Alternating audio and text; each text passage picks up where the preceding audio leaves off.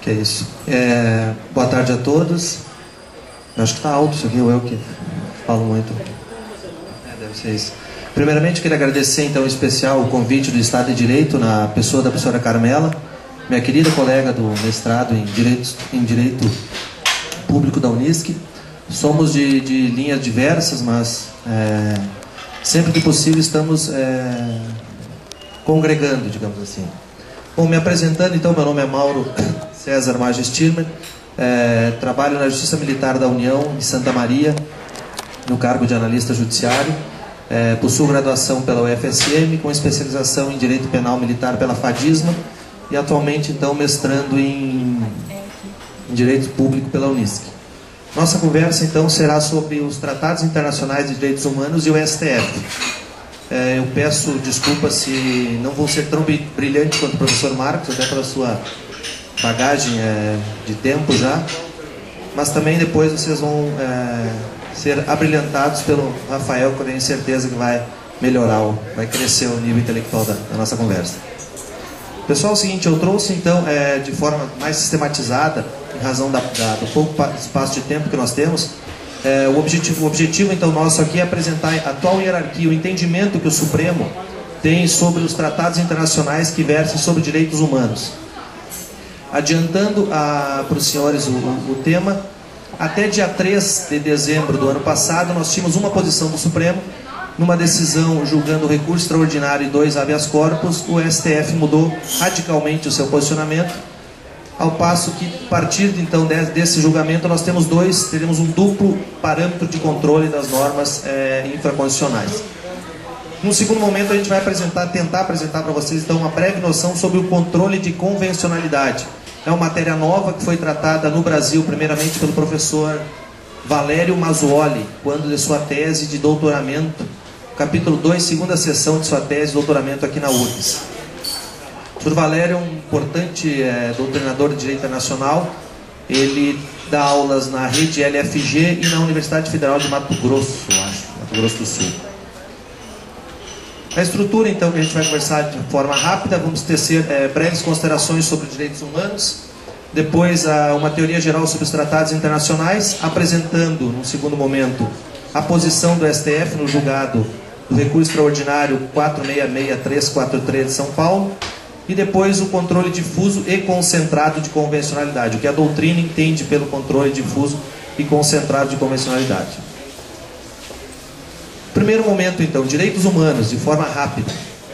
Nós temos no artigo 1º, inciso 3 da Constituição, a dignidade da pessoa humana como um dos fundamentos da República. Aí está a prova de que os direitos humanos estão tutelados pela nossa mais alta norma. Por que se criar direitos humanos? Por que se positivar esses direitos humanos? Quando a doutrina mais abalizada afirma que os direitos humanos foram positivados para evitar abuso de poder. Ou seja, por que eu vou dizer que a minha casa é asilo inviolável? Para que as autoridades, para que o poder público lá não adentre, bem como os demais particulares. Mas hoje não basta apenas as constituições se preocuparem com direitos humanos. Nós temos que ter uma preocupação a nível fora da soberania estatal, ou seja, o direito internacional público, preocupante também com essa proteção, criou, dentro da teoria geral dele, um ramo especializado que é o Direito Internacional dos Direitos Humanos. Importante passo deu a Constituição Federal de 88, quando, em seu artigo 5º, parágrafo 2º, possibilitou a internalização dos direitos humanos, ou seja, dos tratados internacionais que versarem sobre direitos humanos, poder ser parte integrante do seu rol. A primeira previsão de direitos humanos, então, surge no Código de Hammurabi, no Egito e Mesopotâmia, aonde procuraram se proteger direitos, mas o mais importante disso tudo é que esses direitos já, infelizmente, haviam sido violados. Não temos notícia de um direito que foi positivado, direito humano positivado, sem que, infelizmente, antes ele tenha que ter sido violado, ou seja, uma casa invadida, um sigilo quebrado, uma vida desrespeitada, para daí sim ele ser positivado. Importante mencionar também que os direitos humanos são anteriores à própria ideia de constitucionalismo. Nós temos a ideia de constitucionalismo com a Constituição Americana, mas muito antes disso, até de forma positivada, na Lei das 12 Tábuas, nós já tínhamos também direito à propriedade, enfim, direitos humanos que ali estavam elencados. Como dito, então, ele surge para proteger, para nos proteger do abuso do Estado, daquele Estado inimigo, Estado absolutista. Num segundo momento, então, quando esse Estado visto como Estado, era exatamente aquele Estado absolutista do poder executivo. O conceito, então, eu trouxe dois conceitos de direitos humanos para vocês, mas não vou me permitir, a lei está na lousa, ali está na projeção, do professor de espanhol, e depois, no segundo momento, do professor Dallari. O professor Dallari diz, então, que a expressão direitos humanos é a forma abreviada de mencionar os direitos fundamentais da pessoa humana. Pegando esse link do conceito do professor Dallari, nós temos que distinguir direitos humanos de direitos fundamentais.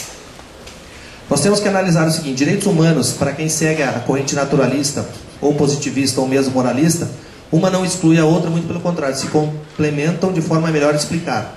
Mas uma coisa é pacífica: direitos humanos são valores, como quer os naturalistas, mas uma vez trazidos para dentro do ordenamento pátrio através da Constituição, transformam-se então os chamados direitos fundamentais. Tá ok? Mas isso também não basta. Se criou normas de direitos humanos que estão além fronteiras. Essas normas estão positivadas nos tratados internacionais que versarem sobre direitos humanos.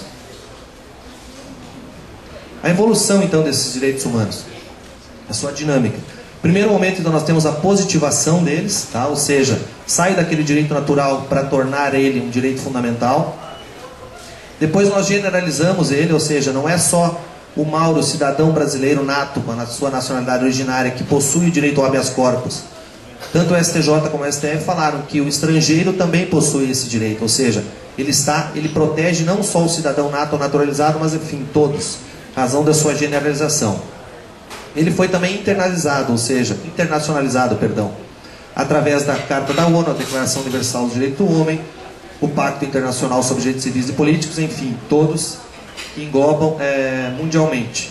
E num próximo momento, então, nós regionalizamos através das convenções. O Pacto de São José da Costa Rica, que é objeto da nossa conversa mais a seguinte, a Carta Africana, na região da África, e a Convenção Europeia. E ele também foi setorizado, tamanha a sua importância. Então nós temos hoje direitos mais especializados, direitos em relação a idosos, mulheres, crianças, apátridas, presos, etc. Importante também é o seguinte: a nossa legislação nunca vai esgotar o rol de direitos, dos nossos direitos fundamentais, direitos humanos. É um rol meramente exemplificativo. Passando então de forma rápida a teoria, uma visão geral dos tratados internacionais para os senhores. Qual a natureza jurídica dos tratados internacionais?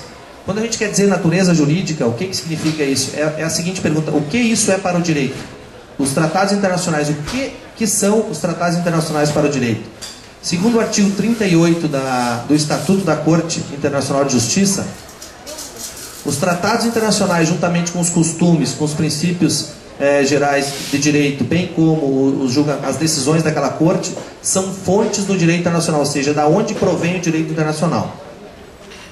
A doutrina mais autorizada, o professor Valério, a professora Flávia, a Piovesan, o Cansado Trindade, enfim, todos sustentam o seguinte: não há uma hierarquia entre essas fontes, entre as fontes previstas no artigo 38. O que acontece, porém, é nós percebermos nas próprias decisões da corte que lá existe uma preferência entre os tratados internacionais às demais fontes. Tá? E sustenta o seguinte: o tratado internacional hoje é a expressão máxima do ius cogens, ou seja, do direito das gentes. Quando o Estado, Brasil, a República Federativa do Brasil, firma um tratado internacional com outro país, ela expressa de forma latente a sua intenção, razão pela qual a corte, então,